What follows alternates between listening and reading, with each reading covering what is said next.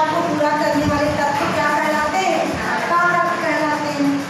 अब बात करते हैं सबसे पहले किसकी? विभक्तियों की।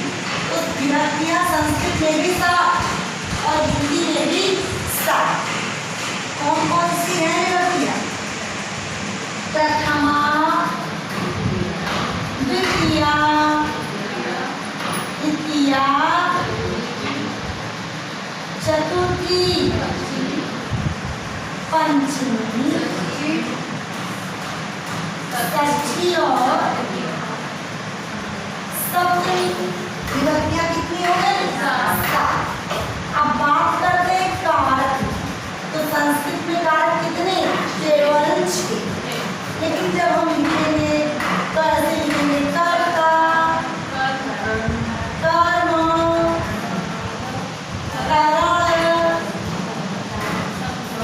संप्रदान, अपादान, संबंध और अधिकरण। अभी तो लगा तो लेकिन ये तो 6 के बजाय 7 लिखा है, और जबकि कारक तो 6 ही होते हैं, और जबकि हिंदी में कारक 8 है।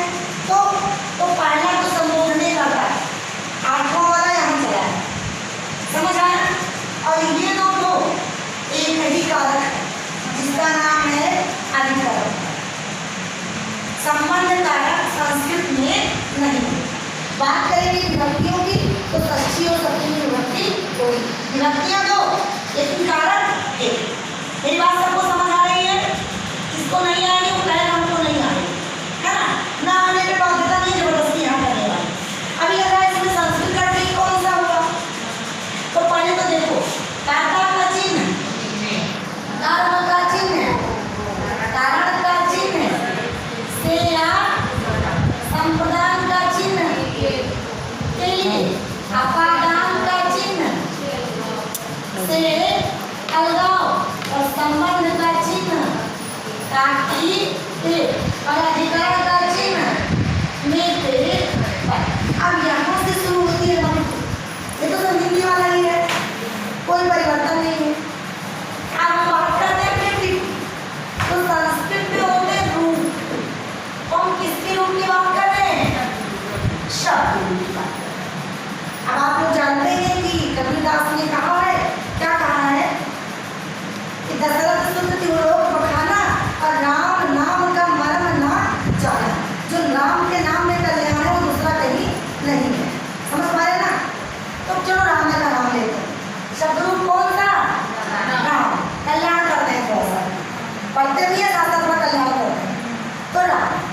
अब राम के रूप में हम लगाएंगे एक वचन, द्विवचन और बहुवचन। लेकिन अगर तीनों पढ़ते हैं तब तो हमको राम का रूप याद करना पड़ेगा। तो हम तीनों भी नहीं पढ़ेंगे प्राथमिक दृष्टया। तो प्राथमिक दृष्टया पढ़ेंगे तो कारक कैसे पता चलेगा? तो आइए देखिए कारक कैसे पता चलेगा। कर्ता ने एक वचन में राम क्या है? राम। ठीक क्या है? रामा मालका फला पुष्पा गंधुका आहा लगा होने पर प्रथमा विभक्ति कर्ता कारक हो जाए, है ना? ठीक। अब ओ के लिए कौन सा चिन्ह है? राम। यानी किसी चीज में राम लगा हो या किसी चीज को को से दर्शाना हो तो हम क्या लगा देंगे? राम लगा देंगे। कैसे? ये कैसे? राम ने श्याम को पुस्तक दिया। राम ने दिया तो राम में क्या लगा देंगे? राम। किसको दिया? श्याम। तो श्याम में क्या लगा देंगे? श्यामम। और क्या दिया है? पुस्तकम। रामः श्यामम पुस्तकम। कोई दिक्कत? अब से और द्वारा तो क्या लगा देंगे? राम ने। किससे? फूल से, पुष्प से, गेंद से, कंदुकेन, बालक से, बालकेन, राम से, रामेन, जनक से,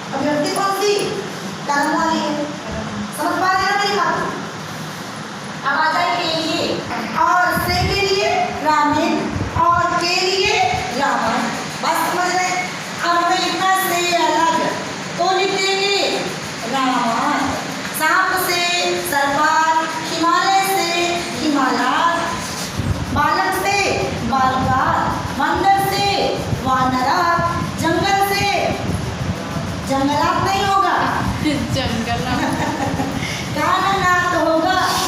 समझ पा रहे हैं ना? तो यदि हाथ लगा तो हाथ लगा, अभी लिख के आ जाए रामांत में विभक्ति हो वचन, तो हम लगा देंगे पंचमी विभक्ति वचन कौन सा? एक। अब आ जाए काकी के रामस्य, इधर रामस्य हम काकी के, यदि अगर किसी चीज में अस्त लगा के आ जाए तो मतलब क्या कह रहा है? काकी के कह रहा है, नानी नहीं कह रहा है, और साथी से कह रहा है। हमको तो बचपन में टीचर ने बता दिया कि काका काकी नाना नानी मतलब होता है संबंध, तो बहुत दिन तक यही जाने कि काका माने संबंध और नाना माने संबंध और नानी माने संबंध। बाद में पता चला कि सब चीज है आपका, आपकी, आपसे, आपसा, आपने, आपको। समझ पा रहे हैं ना? हमने पेपर तो केवल लगा दो राम पे एक स्किन रामी। अब फर्क क्या है? तृतीया में ए लगा है और सप्तमी में ए लगा है। बात समझ पा रहे हैं? तो बिल्कुल सही तरीका है कि जैसे हम देखेंगे अम लगा द्वितीया, आहा लगा प्रथमा, ए लगा तृतीया, आय लगा चतुर्थी, आत लगा पंचमी और अस्त लगा षष्ठी और ए लगा तो सप्तमी। काम करेंगे ठीक? पक्का? चलो तो इसको अच्छे से